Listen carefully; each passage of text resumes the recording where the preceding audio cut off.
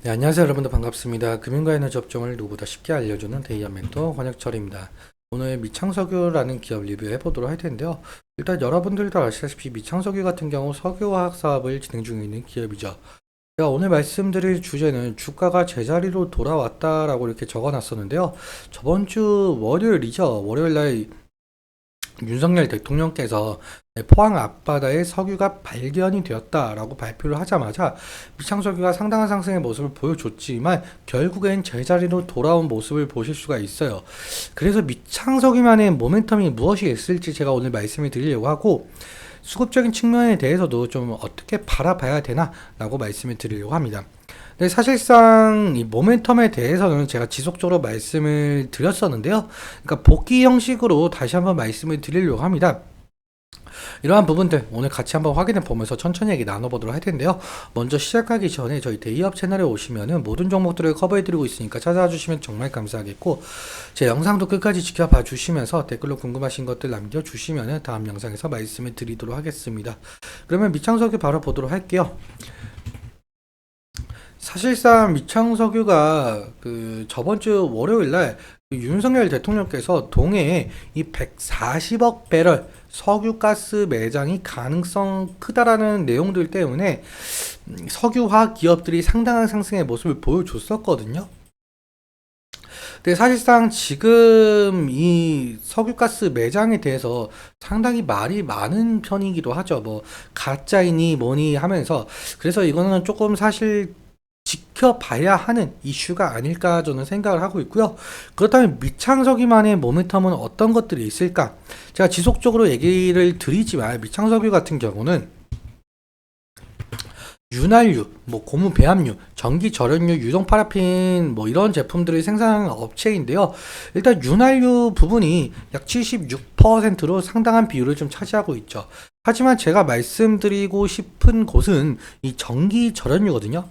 구체적 용도가 변압기에 해당을 하고 있는데, 전기 절연유 같은 경우 OT라고도 불리는데 이 오일 오브 트랜스포머, 즉 변압기 오일이라는 뜻이에요. 보통 변압기 같은 경우 유입식 몰드형으로 구분이 되지만 전기 절연유 같은 경우 유입식 변압기에 충전이 되는 절연체라고 보시면 될 것 같습니다. 그렇다면 왜 변압기에 오일이 들어가는지도 좀 살펴보아야 할 텐데, 변압기 내부를 좀 간단하게 살펴보자면 여기 구리로 이루어진 코일이 있습니다. 변압기도 당연하게 이 전기가 통하는 전도체이다 보니까 전기가 통한다면 변압기를 관리하는 전기 기사분들은 전기에 감전되는 사고가 발생을 할 수가 있겠죠. 그래서 전기 절연유로 절연을 시켜주는 것이고요. 그리고 변압기 같은 경우는 고압의 전기가 흐르면서 코일에 열이 발생을 하게 되는데, 이 열을 냉각시키지 않는다면 과열이 일어나게 되면서 곧 폭발 사고가 일어날 수 있는 가능성이 생기게 돼요.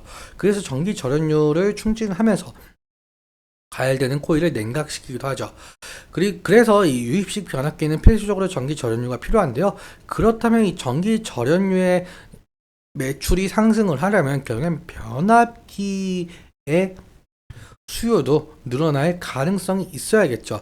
어떤 가능성이 있냐라고 해본다면 사실상 AI 데이터 센터 같은 경우는 전기 먹는 하마라고 표현이 될 정도로 상당히 전력을 많이 잡아먹고 있는 상황인데요.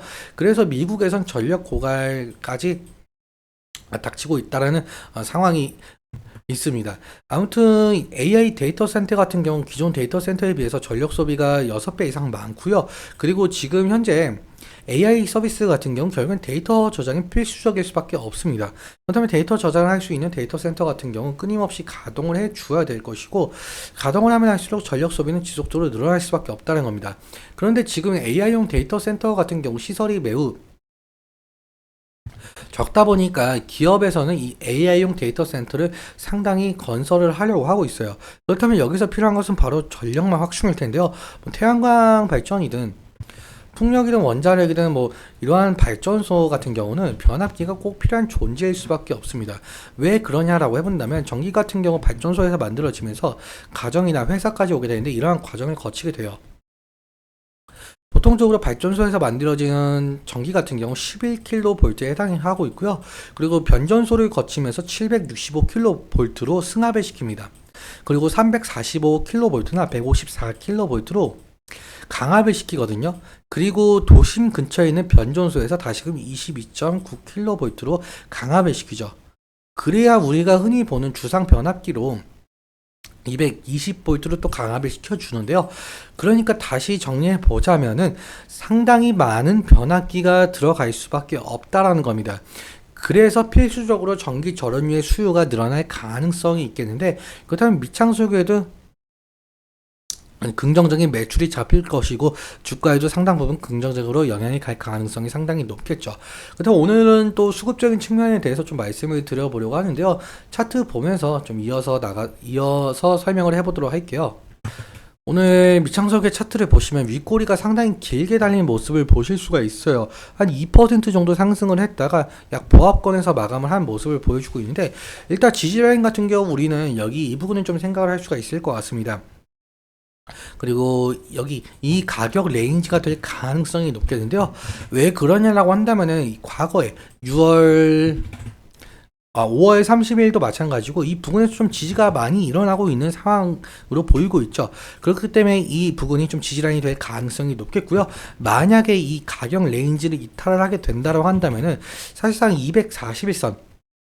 241선과의 이격도가 좀 상당하다 보니까 리스크적인 관리는 필요할 것으로 보이고 있고요.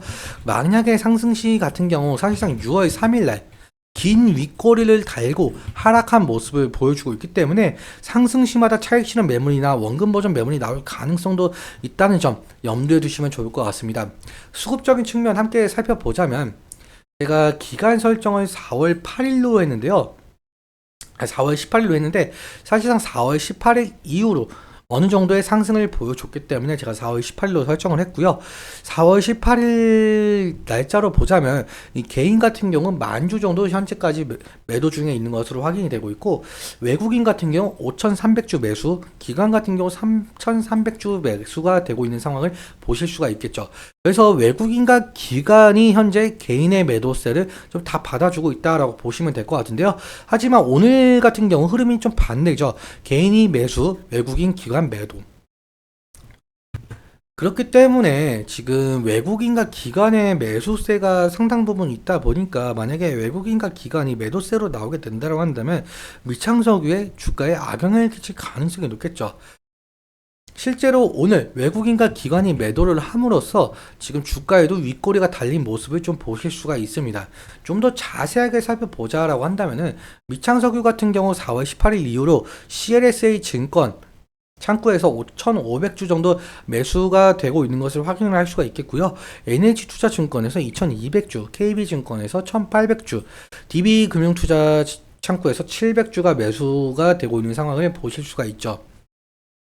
지금 현재 CLSA 증권 창구에서 5,500주 상당한 물량이기 때문에, 만약에 CLSA 증권 창구에서 매도 물량이 나온다라고 한다면은 미창석의 주가에 악영향을 끼칠 가능성이 있으니까 이 부분 잘 확인하면서 현명한 투자 하셨으면 좋겠습니다.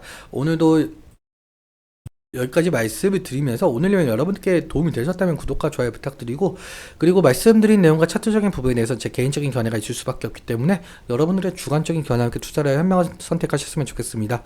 오늘도 시청해주셔서 감사하고 지금까지 멘토 권혁철이었습니다. 감사합니다.